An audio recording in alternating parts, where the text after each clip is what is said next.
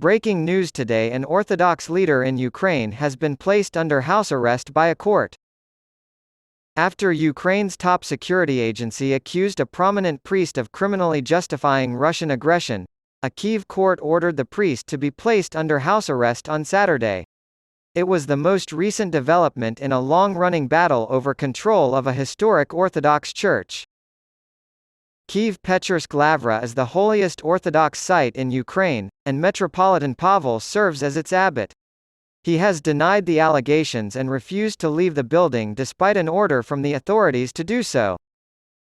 The Metropolitan testified earlier in the day that he had never been on the side of aggression, and that the SBU's claim that he approved of Russia's invasion was politically motivated.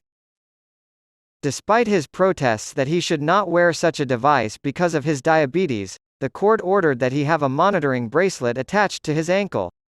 There would be a 2-month period of house arrest. Before the bracelet was placed on his wrist, he said, "I am accepting this. Why shouldn't I accept this? Christ died on the cross." Earlier in the week, he threatened the life of Ukrainian President Volodymyr Zelensky with a curse. There are accusations that Russia is behind the persecution of the Ukrainian Orthodox Church, of which the monks in this monastery are a part. The property in question, the Monastery of the Caves, has been at the center of a religious conflict that has developed in tandem with the war.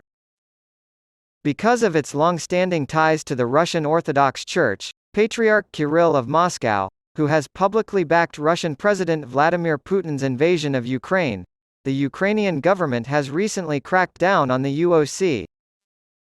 Since the Orthodox Church of Ukraine gained recognition from the Ecumenical Patriarch of Constantinople more than 4 years ago, many Ukrainian Orthodox communities have severed ties with the UOC. The UOC has repeatedly declared its allegiance to Ukraine and condemned the Russian invasion. However, Ukrainian security services claim that some members of the church have kept in touch with the Russian government. As evidence that some church officials have been loyal to Russia, the agencies have raided numerous holy sites of the church and posted photos of rubles, Russian passports, and leaflets with messages from the Moscow Patriarch. On March 29, the government enforced its order for the monks to vacate the compound. The lawsuit states that the tenants broke their lease by making changes to the historic building and by committing a few other minor infractions. The monks saw through the excuse and rejected the claim.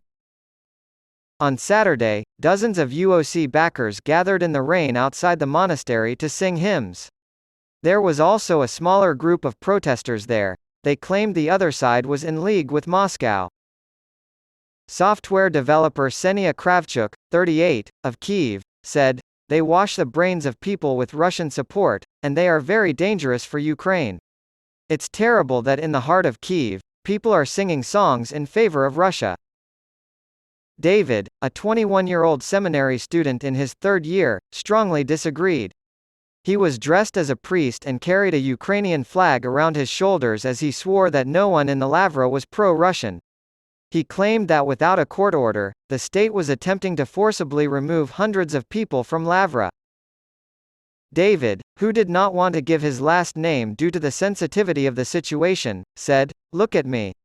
I'm in priest's clothes, with a Ukrainian flag and a cross around my neck. Could you say that I'm pro-Russian? Can you believe it? The priests are singing a Ukrainian hymn right now, and people are calling them pro-Russian."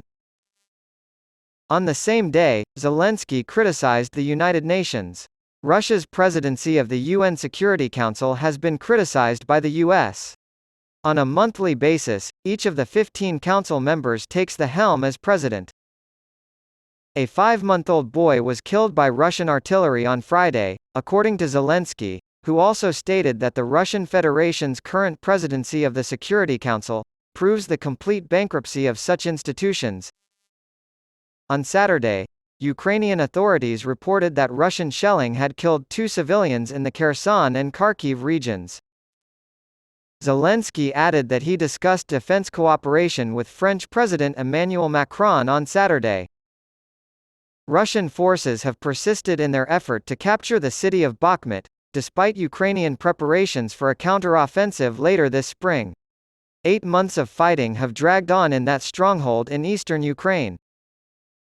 During a Saturday visit to the military headquarters overseeing the action in Ukraine, Russian Defense Minister Sergei Shoigu announced that Russia's defense industries have increased production of ammunition by several times.